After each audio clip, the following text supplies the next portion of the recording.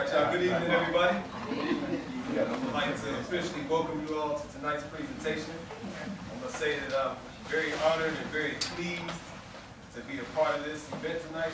I think it's very, very important, the topic that's going to be discussed, as you all saw on the flyer. This is called Freemasonry and Social Justice. And myself being a Prentice Hall Mason, I'm a member of St. John's Lodge No. 3 in Cincinnati, Ohio. I feel that it's very, very important for those of us that are knowledgeable about Freemasonry to begin to present to our community at large some of the maybe little known facts about the history and the importance that Prentice Hall Masonry and the role it has played in the community over time. And so I think social justice is a very, very, very important topic, especially for right now. And I know that some of the information that you are going to learn tonight, for those of us, even for those of us who are Prentice Hall Masons in the room, we're going to learn information that's going to blow our minds. I know when I first started sitting in the presence of past Master Roundtree and Brother Tahuti and Brother Morgan, my mind was blown with some of the connections that were made. And again, like I said, I'm a member. And when we know history, we know the history, we know these people who did it, we know Thurgood Marshall, but a lot of times we don't understand their Masonic affiliation, And when we start to look like back into the late 1700s, early 1800s, all the way up to present day, and we see how strong and how boldly these brothers were standing, oftentimes in the face of opposition. What it makes me do, it makes me tip my hat to our ancestry, overall, but especially those of us who were raised in the craft of Freemasonry. And so I want you all to sit back and enjoy yourselves, prepare to be blown away, because these three brothers that are presenting tonight, these three brothers, right, you talk about encyclopedic, at the drop of a dime, don't have to think about the information. It's profound to me. I can't voice it enough, but we are in an honored place tonight, especially to be in the presence of these three heavy hitters, like past Master Roundtree like to say. We got the long hitters here in DC. We got the long hitters here in DC, and what y'all gonna get is gonna show and prove for us tonight. So up first to bat is none other than past Master James Morgan III, a fellow Bison from Howard University. He is a student of the one and only Dr. Greg Carr, so he's serious. And yourself. And myself. And what I want to say to y'all real quick is that this brother held court for about 2 hours, knowing he was about to present tonight. He took us on a trip to Nigeria. Just off the top of his head, showing the shrines, got all the proper names of the cities, and profound. Profound. He's a genealogist also. And folks would think, if I ran a university, he would have an honorary PhD in history. Real talk, brother. So all of this is self-motivated learning. This is coming from the heart. This is a part of what Dr. Wells would call his cosmic purpose. So prepare yourselves to be blown away by the information, the insight, and knowledge that this brother right here is about to share with us tonight. Appreciate it, brother. Thank you, Brother Menzies, as well. I hope that when I go to get the actual PhD that you're willing to cut the check. I'm on the million and everything, brother. Actually, I wasn't even going to do this originally, but just so y'all know what this picture is, this is actually a photo of the Grand Lodge of Prince Hall Grand Lodge of Alabama from 1903. And I want to show y'all momentarily since the photo already knows that I actually deep Alabama roots, so Alabama's dear to my heart. And this is Grand Master Henry C. Benford there in the middle. That's just a side note. Let's see, we're going to go to our presentation, and we'll get this started. So, when Brother Menzies asked me to present tonight and told us what the topic was, Freemasonry and social justice, well, sometimes in order to get the answer to things, you have to go find the opposite. So I wanted to figure out where were some of the things that we had, some injustices that occurred, particularly in our African descent community. And my mind went straight to the Deep South. And I want to ask very quickly, where are some of the places that you all have family members from? Like I said, my family goes farther south as Alabama. What about North Carolina. North Carolina. And South Carolina. And South Carolina. Mississippi. Georgia. Okay. We know, and some of y'all know better than I do, some of the things that occurred to people of African descent in those type of places today, as well as going back and back, we know. But I don't need to rehearse that to anybody. So tonight, our topic is constructing symbols of liberty, Black Masonic expansion during Reconstruction. We're going to be talking about the dirty, going down south. Before we get started, I want to make sure I mention, just a shameless plug, I am a co-panelist on the Prince Hall Think Tank. It is a monthly YouTube-based show. You go on youtube.com/Prince Hall Think Tank, and it will pop up. So we actually covered similar topic on Reconstruction era about back in 2016. So you got to go back and check the old episode and get caught up to date, please. As Brother Mindy said, I am a genealogist, and I dedicate most of my Masonic scholarship work to these two individuals right here. This is Joseph McBride and Reverend William Jefferson Hightower. Joseph McBride is actually my great-great-great-great-grandfather. There's 4 greats. Wow. Reverend Hightower is actually a 3rd great-grandfather of mine. And in the course of my Masonic historical research, I accidentally, actually, I'll tell you the truth, I was looking for him in some Masonic records, and I found him. Wow. And I was like, what? He was there? And, this brother, he actually was born into slavery. So I can trace from him directly to myself in the organization, and that was something that was powerful to me. So I would make sure I dedicate my work to them, because if it wasn't for them, I wouldn't be standing here before you today. So let's get into it. Africa was and is a land of mystic orders. Some of you all may, in fact, be initiated into different African traditions. We know Brother Menzies, right? Yes, sir. And so you had these various African ethnic groups who, it could be said, had mystic orders, and that they, in practicing mysticism and initiation-based education systems, they're familiar with this concept of rites of passage. I myself am a product of an African-centered rites of passage program in my home state of New Jersey. So when I became a Mason, the concept of learning by degrees, going step by step by step, was something that was not new to me at all. Okay, knowing that there's a hierarchy to things. That was not new to me at all. And I knew that it was not new to our ancestors that came forward, that came here, as we know that they came against their own free will. Before I move on, I want to make sure I at least acknowledge 2 people that came. I want to make sure I acknowledge our Deputy Grand Master Quincy Gant. I know he's not here for doing that. and our Grand Trustee, Joseph Yearwood, as well, is here from the Prince Hall Grand Lodge DC. I want to make sure I do that. Again, hierarchy, right? I want to make sure I acknowledge our leaders who are here, right? So, moving forward, Africans brought their own religions, cultures, languages with them to the Americas, and we still have reminiscences of that today, right? Here we have, has anyone ever heard of this 1741 New York conspiracy? Nobody? Okay. Well, let's talk about it. With the advent of the transatlantic slave trade, Africans are depicted as having been separated from their institutional and cultural ties. While this assertion is not entirely false, it also falls short of telling the entire story.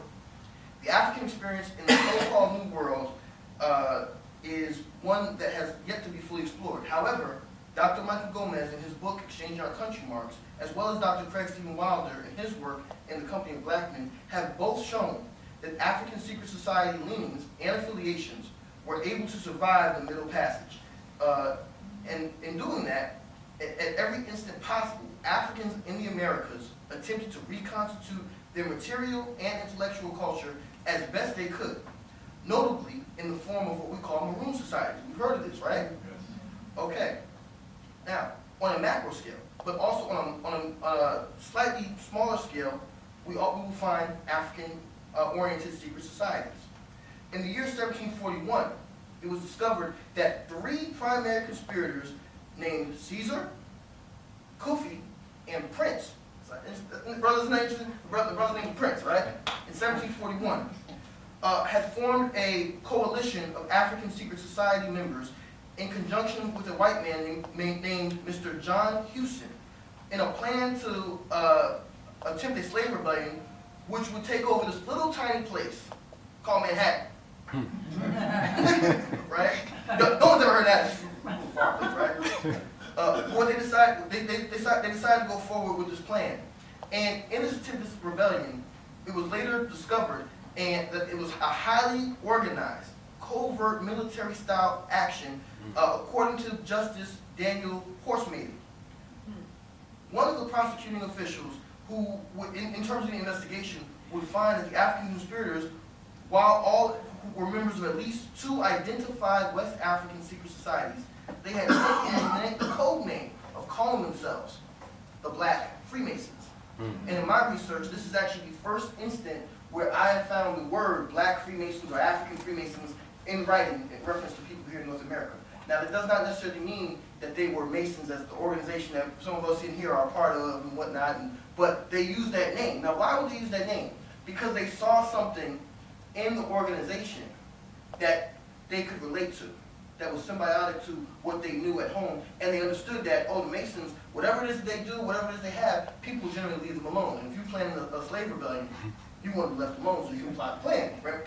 Can I get an Ashe? All right. Y'all didn't know I was going to be going to call response. They did this actually in mockery of the European established fraternity, and they later changed their name to be called the Geneva Club, after one of their most famous capers, where they were caught trying to steal a vast quantity of Geneva liquor, which they were going to sell to get money to purchase guns and ammo and things of that nature, right? Sarah Houston, John's daughter, and William Kane, an Irish soldier, both were called to testify, and they stated that they were well aware that the African conspirators had performed several West African-inspired rituals, notably what they called the ring ceremony, where members would draw one big black circle, usually out of gunpowder, on the floor. All of the conspirators were charged with placing their bare left foot in the circle in unison, and would take an oath on the thing that they held most sacred as individuals. The Houstons did so on the Holy Bible. Several of the Caribbean-born Africans would do so on thunder and lightning. Anybody want to take a guess what that is? Very good.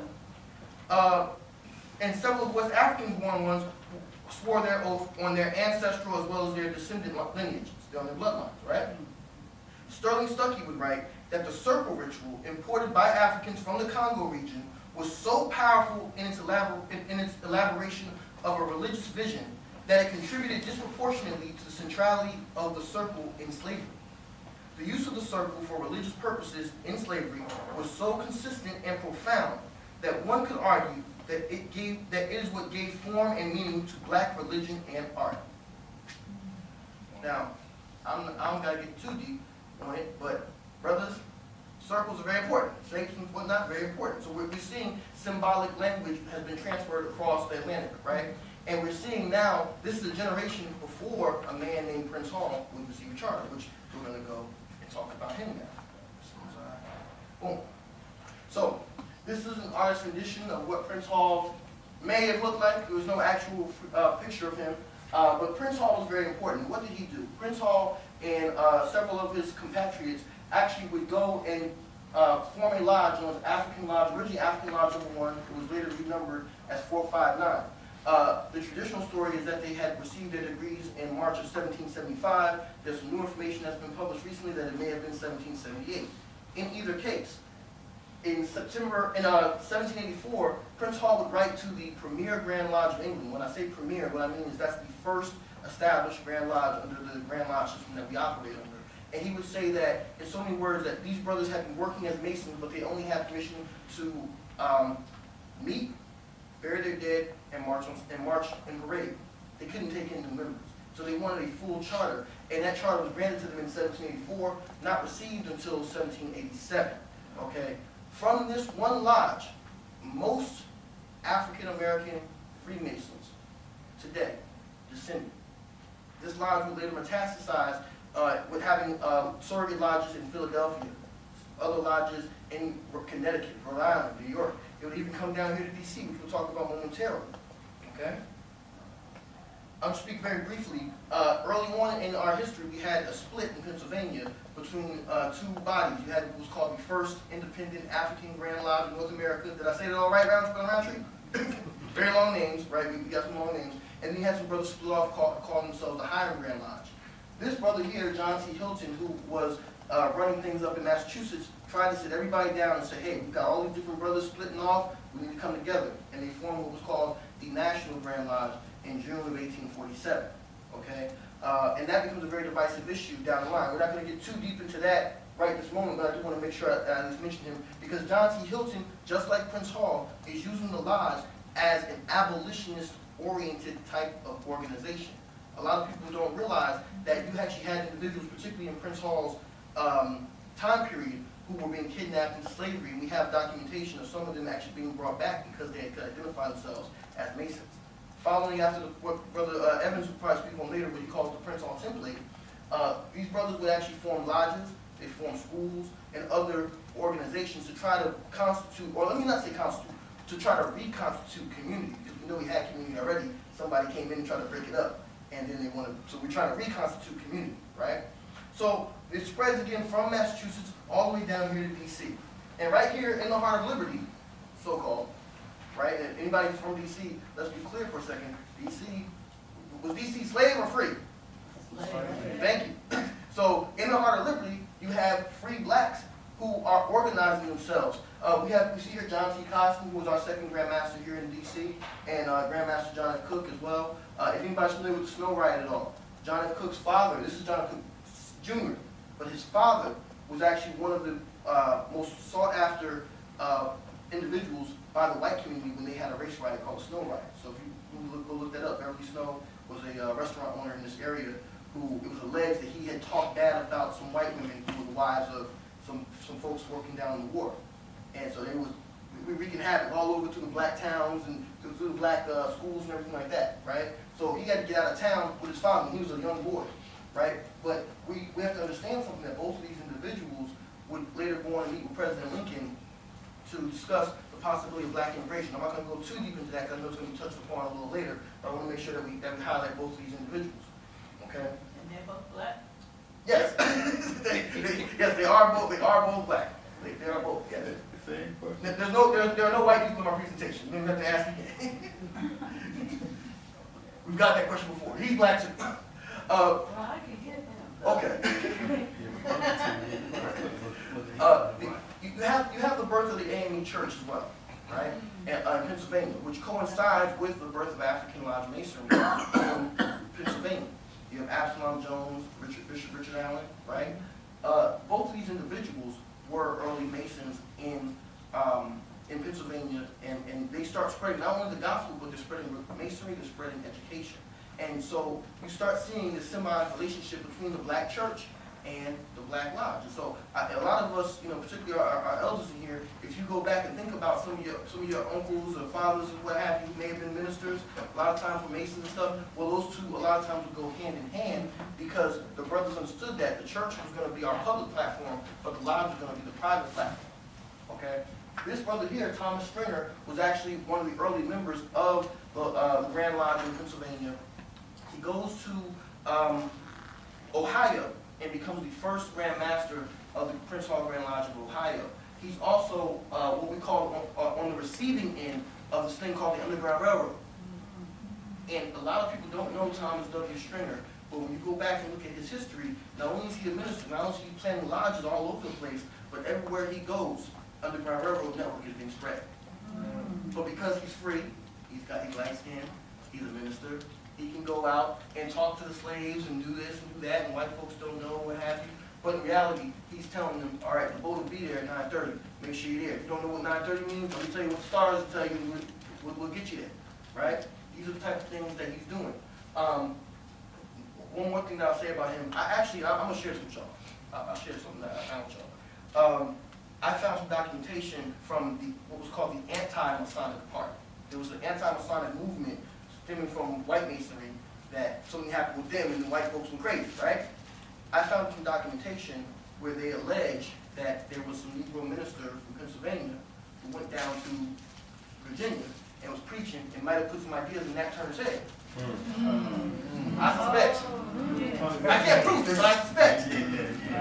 Might have been him, but I can't prove it. But I'll share it with y'all. So, Grandmaster Stringer ends up traveling all throughout the United States. He even goes as far south as New Orleans. He hooks up with John Parsons, who also had served as Grand Master of Ohio, and they set up the first lodges in Louisiana, pre-Civil War. That you hear? Pre-Civil War. They're organizing down in the heart of the slave South. John Parsons was a prominent barber and business owner. He helped organize St. James AME Church. I don't know if we have any AME folks in here, but we got so St. James, we know. St. James AME is a very important church in Louisiana for the AME, for that denomination. Through the lodge, you will find prominent business owners like John Parsons linking up with future politicians such as O.J. Dunn.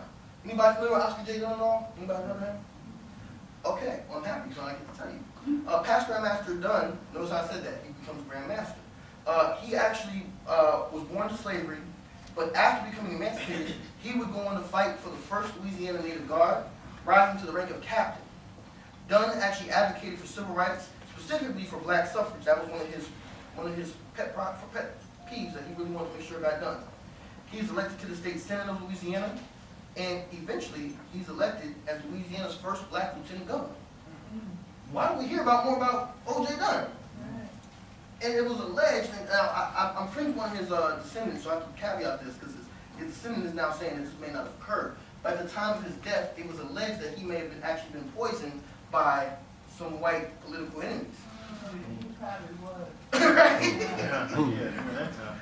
Hey, whether he was or wasn't, at the time, that's what people were saying. So, because he got so powerful, another thing that some folks have actually found in some history as well, he actually was on the short list for Ulysses S. Grant to maybe be his running mate. This man he might have became vice president had he lived. We don't ever get to hear that story, right? And again, he's a part of the African Lodge Masons going forward, trying to make sure that our political rights are secured to people of African descent here in the United States. How was the West won? A lot of us really don't know. We really don't understand. This brother here, I've spent a lot of time researching him. Our folks who was at the Philaxis Society convention last week heard me talk about this brother. This is Captain William D. Matthews. He actually was born on Maryland's eastern shore. He's actually from around these parts, so to speak. But he goes out west, following behind a man whose name was Daniel Reed Anthony. Most of y'all may not have heard of him. But Daniel Reed Anthony had a younger sister named Susan Reed Anthony. He goes out following behind him because Daniel Anthony says to him in so many words that I think you'll do better off here in the West. You're doing the Underground Railroad thing, that's cool, but the West may be better for you in your personality. And I agree with him. This brother goes out there and sets up shop in the Underground Railroad, and he was not afraid to, how do you say, get it popping. He wasn't afraid to shoot some shots off. So I've actually spent the past couple years actually researching him quite a bit. We found several incidences of him actually going head up, so to speak, fist fights, gun fights with slave catchers. And he ends up becoming the head organizer of the first black lodges in the state of Kansas. We've heard of Bleeding Kansas, Kansas, Nebraska, all this type of stuff. He's there on the front lines. As an old man, he would reminisce about how he had to show John Brown. He had to show John Brown a thing or two. Because John Brown thought he was big and bad. He said, no, you think you're big and bad, but let me show you something. Right? So again, we don't get to hear these stories quite a bit. William D. Matthews would go on to organize the first Kansas Colored Volunteers, which becomes known as the 79th United States Colored Troops. And some of those brothers also became part of the 83rd. So if you go down to the Civil War Museum down the street, we'll tell you about it, which I volunteered there too, by the way, so come down and see me sometime. Matthews actually would go to San Antonio, Texas. That was all one man. And I argue, and I'm going to argue this in my actual book, he might have been one of the most powerful black men in the Wild West that we've never heard of. Why aren't we hearing about this? Why aren't our schools teaching us this? I don't know. You know why.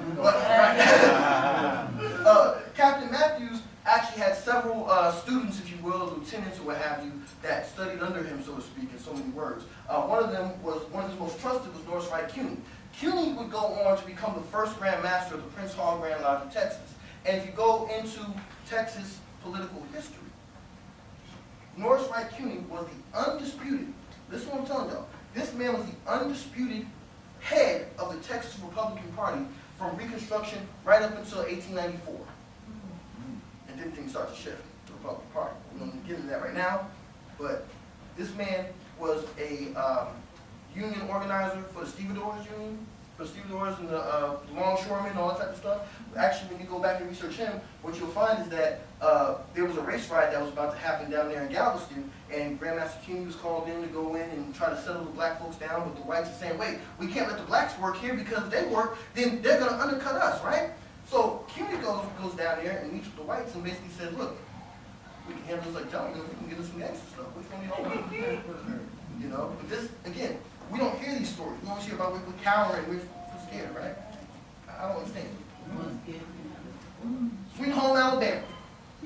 Alabama, that's where my mother's family's from. They've been there since at least 1820, probably longer. So Alabama's always going to have a place in my heart. Grandmaster Roger B. Thomas, one of their first Grandmasters down there. Let me back up. Judge Roger B. Thomas. First black judge in Alabama history, Dallas County, a little town called Selma. So every time we hear about the March on Selma and all this type of stuff, we gotta remember, some of that stuff we were doing in the 1960s were things that we were trying to get back from in the 1800s. They actually put him out of office, but he had a thing for, he had something for them.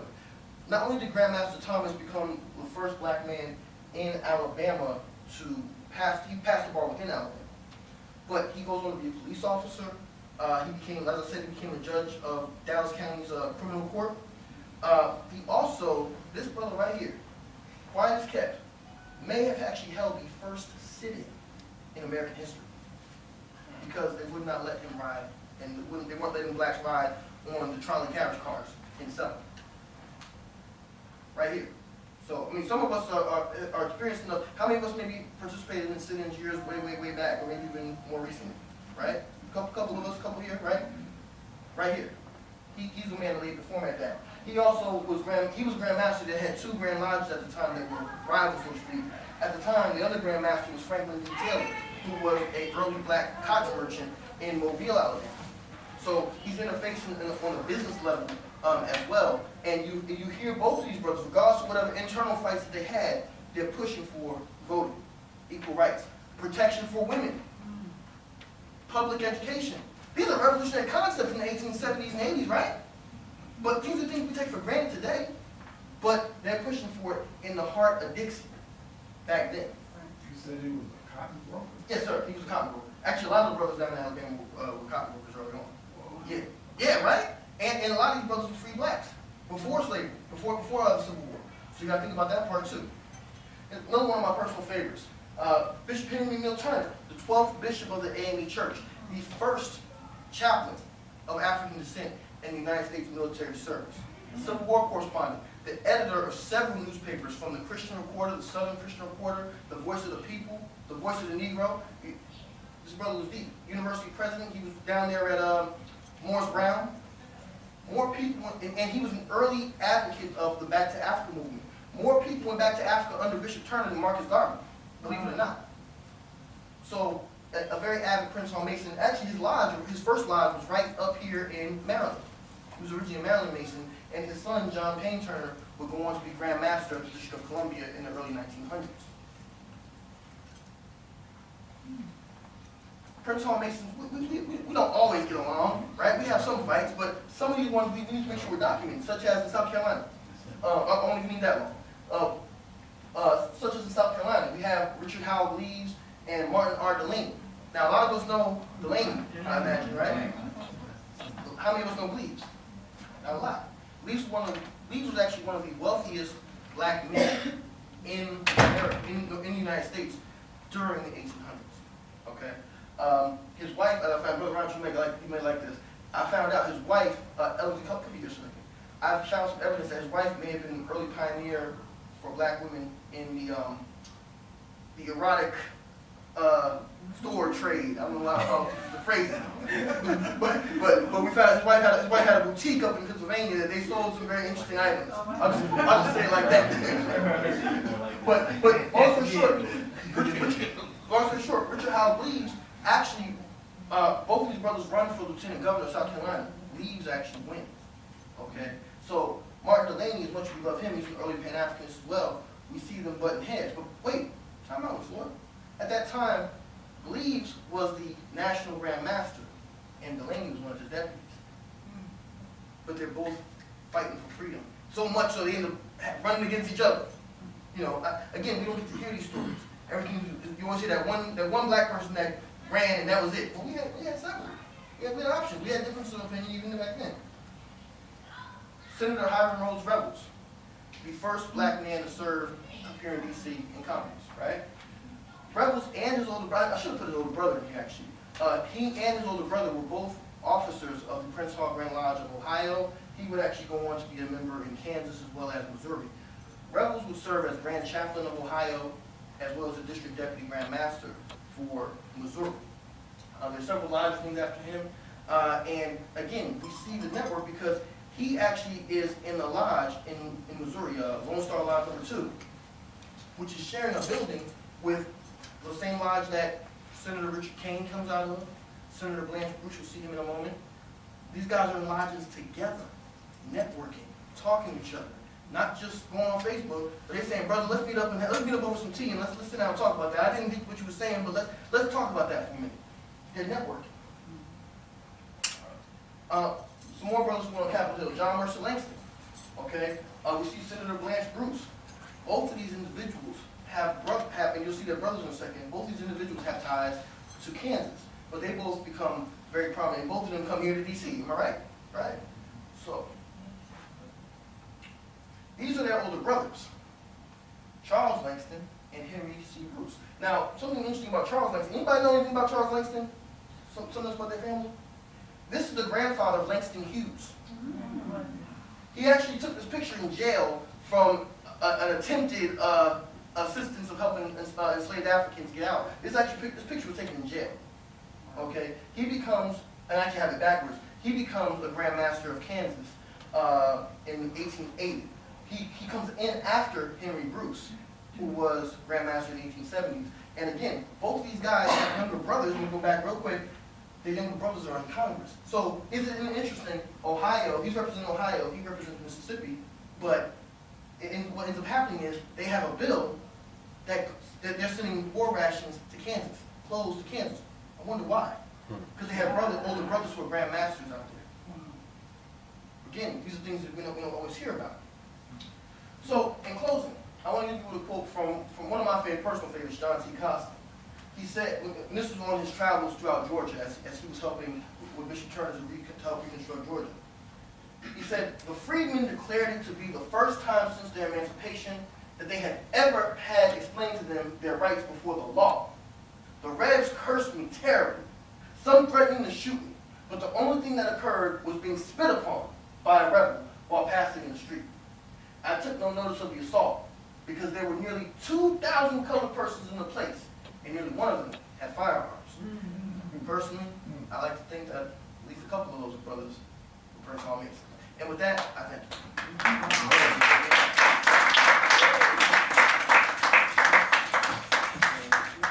I believe we're going to... What's your name again? My name is James Morgan. Thank you. Yes, ma'am. Brother Roundtree? No problem. Thank you, sir. I'll show you for you. Give Brother Morgan another round of applause. Yeah.